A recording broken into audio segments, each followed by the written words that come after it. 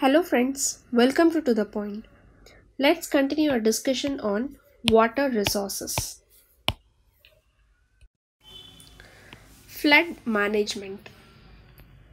Rashtriya Barg Ayog, it has estimated in 1980 that the total flood prone area in the country as much as 40 million hectare, which was received further to 45.64 million hectare by the working group on flood management that is set up by the Planning Commission for the 11th 5-year plan. So this is based on the information that is furnished by the state governments.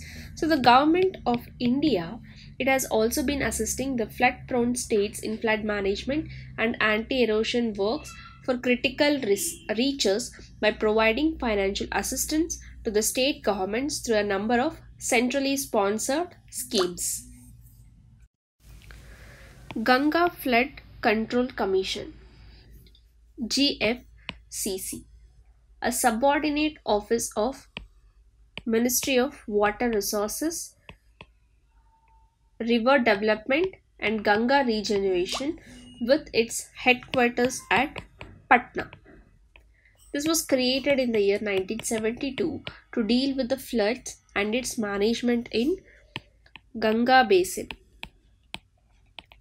In the Ganga Basin states as Secretariat and Executive Wing of Ganga Flood Control Board. So this is headed by the Union Minister of Water Resources, Chief Minister of Basin States, that is the Ganga Basin. In which states are there? Those chief ministers or their representatives and members, the Planning Commission, Chairman, GFCC, Ganga Flood Control Commission, it acts as a member secretary of this board. GFCC carries out several activities like preparation and updating of comprehensive plan of flood management, techno-economic appraisal of flood management and flood management schemes, assessment of adequacy of water under road and rail bridges, framing of guidelines for quality control and maintenance, monitoring of all the flood management schemes that is funded by the central government, and important flood management schemes that is funded by the state governments also. So documentation and dissemination of recommendations of special studies, performance evaluation of completed flood management schemes. Central Groundwater Board. This is a multidisciplinary scientific organization with a mandate to develop and disseminate the technologies to monitor and implement national policies for scientific and sustainable development and management of India's groundwater resources, including their exploration, assessment, conservation, augmentation, protection from pollution, and distribution based on principles of economic and ecological efficiency and equity. So for this, the major activities of the board, it includes the management of groundwater,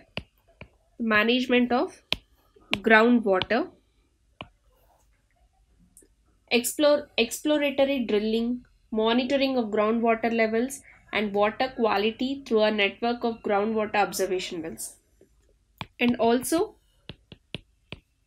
implementation of demonstrative schemes for artificial recharge and rainwater harvesting for recharge augmentation. Next is for the periodic assessment of groundwater resources of our country. So this board, that is a Central Groundwater Board, it takes up special studies on various aspects of groundwater, such as groundwater depletion, seawater ingress, groundwater contamination, conjective use of surface and groundwater, and water balance, and so on. Central Groundwater Board, it organizes various campaigns and training programs with an objective to create an awareness regarding water conservation, rainwater harvesting, artificial recharge, and so on. So let's have a brief details of the major activities of this Central Groundwater Board. So the major activities are aquifer mapping and formulation of aquifer management plan. So aquifers, they are nothing but a natural rock formation which can store and economically yield water. So in the 12th 5-year plan, Central Groundwater Board, it has taken up national project on aquifer management to facilitate identification, delineation, characterization, and effective management of aquifers to ensure the sustainability of groundwater resources. Water supply investigations. So the board carries out a short-term water supply investigations. So this board, it carries out a short-term water supply investigations. This investigation is carried for government agencies to help them in augmenting their water supply. So normally a minimum financial implications are charged from all other departments except the Defense Department. So the board has carried out 221 investigations till the year 2016. Demonstrative projects on artificial recharge to groundwater and rainwater harvesting. The Central Groundwater Board, it has implemented demonstrative projects on artificial recharge to groundwater and rainwater harvesting in Andhra Pradesh, Arunachal Pradesh, Bihar, Chhattisgarh, Delhi, Gujarat, Himachal Pradesh, Jammu Kashmir, Jharkhand, Karnataka, Kerala, Madhya Pradesh, Maharashtra, Nagaland, Odisha, Punjab, Rajasthan, Tamil Nadu, Telangana, Uttar Pradesh, West Bengal, and Chandigarh during the 11th 5-year plan. Central Groundwater Authority. Central Groundwater Board, it was constituted as Central Groundwater Authority under subsection 3 of Section 3 of the Environment Protection Act 1986. So this is for the purpose of regulation and control of groundwater management and development in the country. As a part of streamlining the regulatory function of the Central Groundwater Authority, district magistrates or deputy commissioners of revenue districts, they have been appointed as authorized officers for grant of permission for extraction of groundwater for drinking or domestic uses in notified areas. Groundwater development. Central Groundwater Board, it carries out periodic assessment of groundwater resources jointly with the state groundwater departments. Rajiv Gandhi National Groundwater Training and Research Institute. The Rajiv Gandhi National Groundwater Training and Research Institute, which is located at Raipur in Chhattisgarh, it caters to the training requirements of Central Groundwater Board and other state and central organization, academic institutions, NGOs, and so on. Hydrology Project 2. Under the World Bank funded Hydrology Project 2. So World Bank has funded for Hydrology 2 projects, which is a pilot project on aquifer that mapping were taken up in 6 different hydrogeological terrains in our country that covers the parts of Bihar, Rajasthan, Maharashtra, Karnataka and Tamil Nadu. CSIR, National Geophysical Research Institute, which is in Hyderabad, it was engaged as a consultant in aquifer characterization using an advanced geophysical techniques to establish the efficacy of various geophysical techniques for different hydrogeological terrains.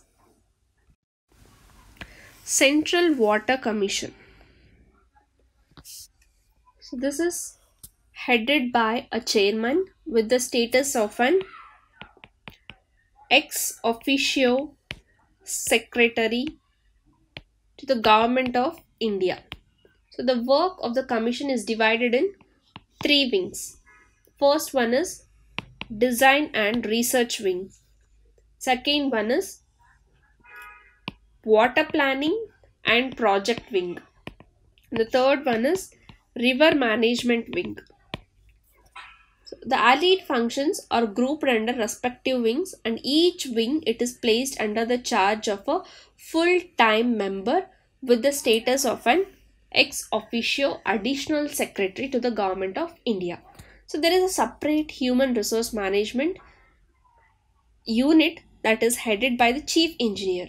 So that engineer, he deals with human resource management and development, and he manages all the financial thing and training and administrative matters of Central Water Commission. National Water Academy,